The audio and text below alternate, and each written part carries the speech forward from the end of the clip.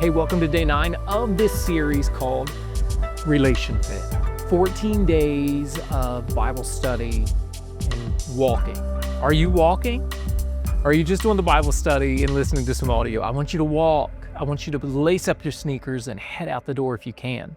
I want you to walk because there's something that happens in your body. This is a full integration of body, soul, and spirit. And something happens within you when you listen to God's word, listen to truth as you move your body. And so I want you to walk, okay? Make sure you're walking on these. Today we are going to talk about the art of integrity. 1 Corinthians chapter 13, it says this. It says, love is patient. Love is kind.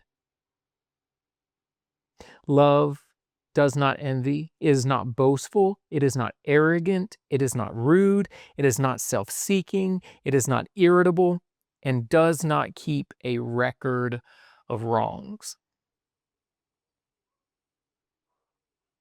Love finds no joy in unrighteousness, but rejoices in the truth. That's the phrase we're talking about today. It bears all things, it believes all things, it hopes all things, it endures all things. Love never ends. Today, the art of integrity. There is perhaps no other story in the Bible that portrays human integrity as well as the story of Joseph. We see this portrayed unbelievably. Now, Joseph was the son of Jacob, whose name was changed to Israel. Joseph was the favorite son of Jacob. And Jacob loved Joseph more than all of his other sons. In fact, he was the son of Rachel. Now, there's a whole story behind that about how Jacob had worked for 7 years to get this wife. And as he worked for 7 years to get this wife from his future father-in-law, his father-in-law tricked him and gave him a different one of his daughters at the wedding. He had to work another 7 years. He worked 14 years to get this love of his life, Rachel. And she was the mother of Joseph, and he loved him more than all the rest. Well, Joseph was so prized. He had 11 other brothers.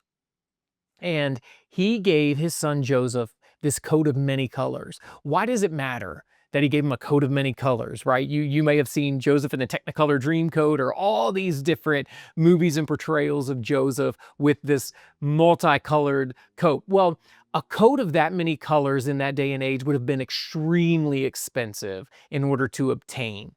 And so it was a very nice coat, real expensive, and that's why it was a prized possession of Joseph. Well, to his 11 brothers, it was like, this is just another thing to show. Like as if it wasn't something we already didn't know. Look at this. This is like rubbing it in our face that he's the favorite. So they had a plan one day, let's kill him. Well, they didn't, and the oldest was like, guys, they can't kill him.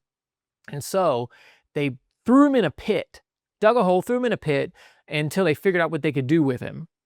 So what they did is they ripped his coat off of him, dipped it in some animal blood, sold him to some slave traders that were traveling through, and then took the coat, the ripped robe, ripped it, it was dipped in blood, handed it to his father and said, a wild beast came and ate Joseph, your only son, like killed him. And so really Joseph was alive. He was sold into slavery, treated terribly, obviously, by his brothers and by these slave traders who knows what they did to him. And then he got traded as God would have it. I was to say as fate would have it, but really as God would have it. He was sold to a man named Potiphar, very wealthy man, very prestigious in Egypt. And so Potiphar put him in charge of his entire household because Joseph, everything that he did for Potiphar became so successful.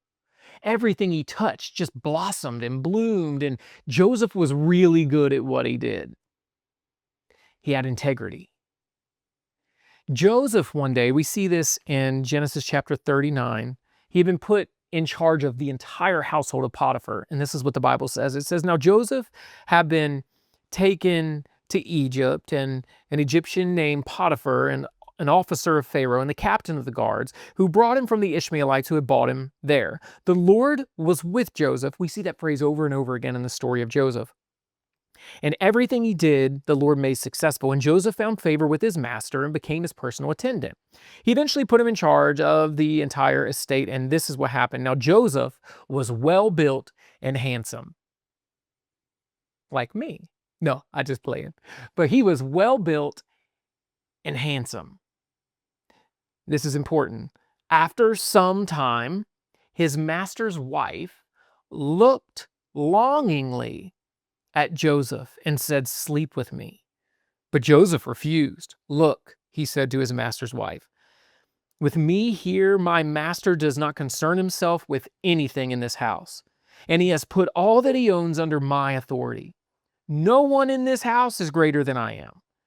He has withheld nothing from me except for you, because you are his wife. So how could I do this immense evil? And how could I sin against God?"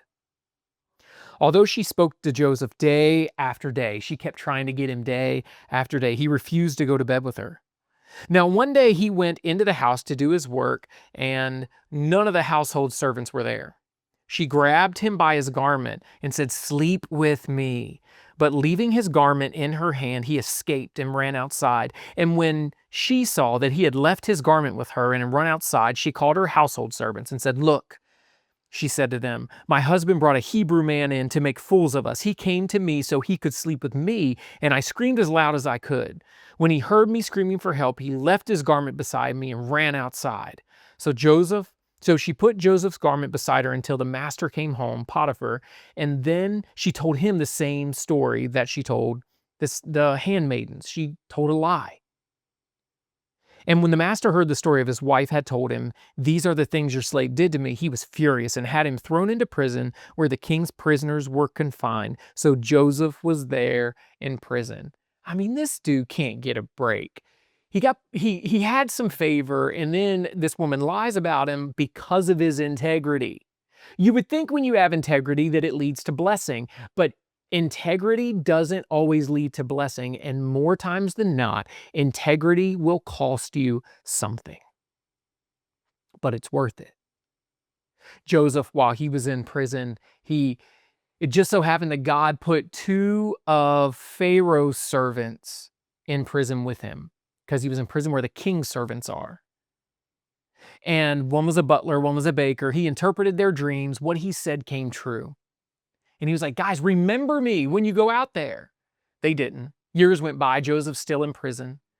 And one day, Pharaoh, the emperor of the entire region, the entire land at that time, he had a dream that couldn't be interpreted. And finally, they were like, I remember there was a guy who interpreted my dream, and all of this came true.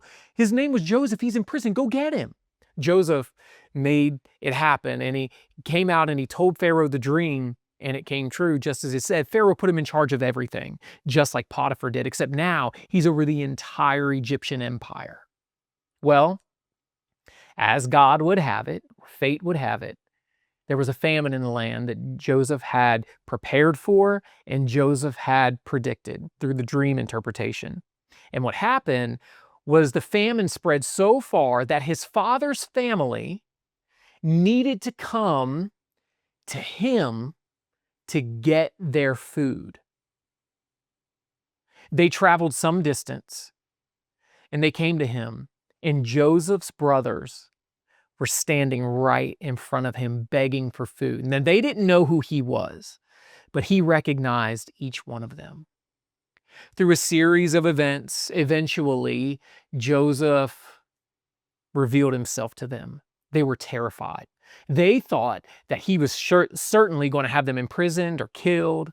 Instead, he shows them grace, gave them abundantly above everything that they needed, gave them more food than they asked for. He gave them favor, and he had them go back and then bring the father with them to live in Egypt. And there Joseph was able to see his family, take care of the family.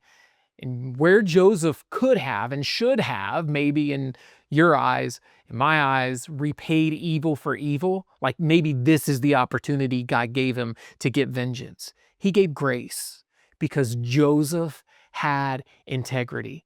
He had integrity when circumstances were bad, and he had integrity when circumstances were good. He also had integrity in the waiting in prison. He did the right thing every time. And it restored his relationships. It healed his relationships. And it ended up saving his family and the entire region. And it would set up what would become his family reunited, would become what is known of as Israel today. The 12 tribes of Israel that you read about in the Old Testament are because Joseph's integrity to bring and keep his family together in Egypt. And that's where God eventually would call them out of. Remember, from slavery. He would call them out of that and raise them up as a nation. All because of one man's integrity. And through that nation one day, God would bring about Jesus, the ultimate form of God's integrity, to lay down his life for you and for me. What we see with the story of Joseph is no different in our relationships. I mean, it's straightforward there with lust. Someone's lusting after Joseph. There was no one in the house. Joseph could have done it, gotten away with it, but he didn't. He was a man of integrity. Joseph could have repaid this evil for evil when he had the opportunity to do so, but he was a man of integrity. In your relationships, what does integrity look like? Do you rejoice when you get ahead and the other person doesn't? Or do you take joy when the other person gets ahead and you boost them up? Do you rejoice when, or do you listen in, I should say, when gossip is happening behind closed doors? And that's not good for a relationship. When you're listening to gossip about someone else that's not even in the relationship, it actually corrodes this relationship where gossip's taking place. It degrades the trust. When something's happening where you can cheat to get ahead in this relationship, is that something you do, or do you maintain your integrity? On our walk today, we're going to learn 3 things about integrity that are really going to help you in your relationships. But I want you to know that integrity is central to a relationship. It can make or break the relationship. Integrity doesn't always make relationships easier. Sometimes it makes them harder, but they're always better for having integrity. Again, they may not get easier. They may actually get harder, but they will always be better when you have integrity. Integrity is a foundational element. It is the bedrock of all relationships. But without integrity, your marriage will crumble. You must have, above all else, have integrity. And if you don't have integrity, hear me, it's repairable. But it takes integrity to repair broken integrity. It takes time and consistency. Not a big announcement that now you have integrity. That's not going to help anybody. It takes you doing life in relationship with integrity consistently to rebuild it. There is hope. There is a future. It is restorable. It is repairable. It is rebuildable. It can work and be beautiful again if you maintain your integrity. That's what God has called us to do as people. That's what God has called us to do in relationship. In relationship, integrity is all you have. You are called to be a person of integrity as an unreasonably committed follower of Jesus. And when you do that, you can only get better. And when you get better, all of your relationships will get better too. There are some journal prompts below to see how you're doing in this area and how you can better your relationships in this area as well. I'll see you on our walk today, and I'll see you back here tomorrow. Peace.